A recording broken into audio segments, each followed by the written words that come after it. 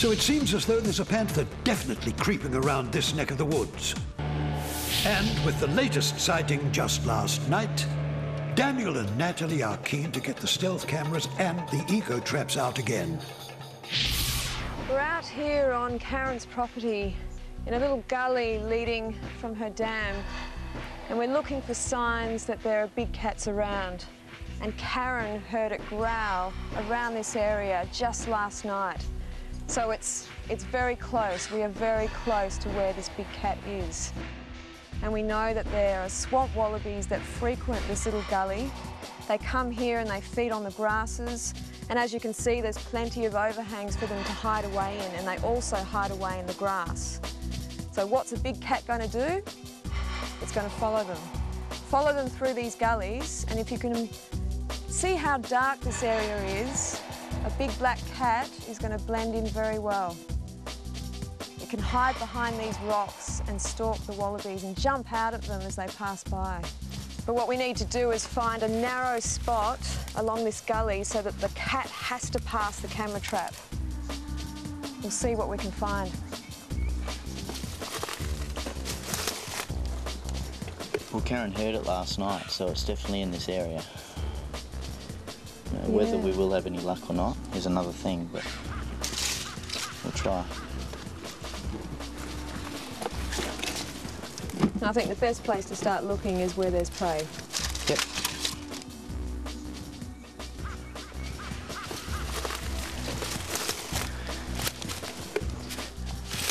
Under that ledge? Yeah. It's a pretty good spot. Looks like there's been a bit of movement under there recently. And scratch marks here. It's gone up there. Ah. And here. Something's jumped. Pulled the moss off.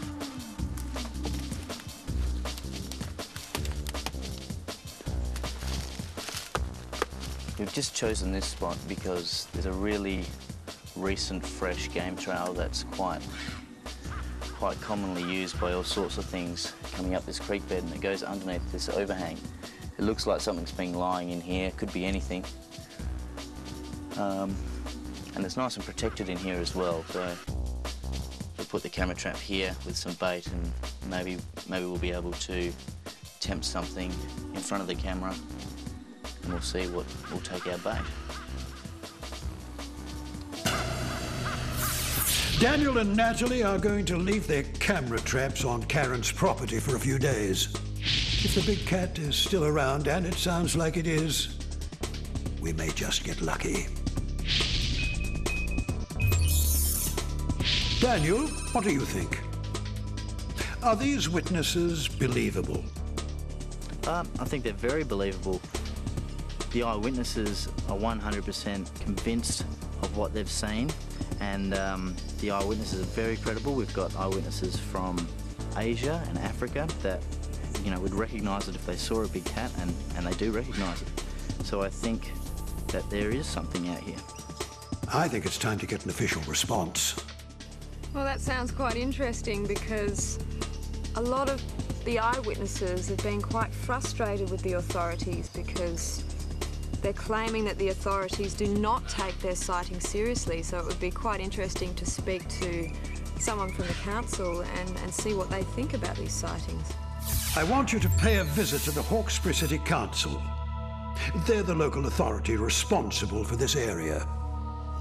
Dan, I've organised for you to talk with the Chief Engineer, Chris Daly. And Natalie, you'll be talking with the Mayor, Bart Bassett.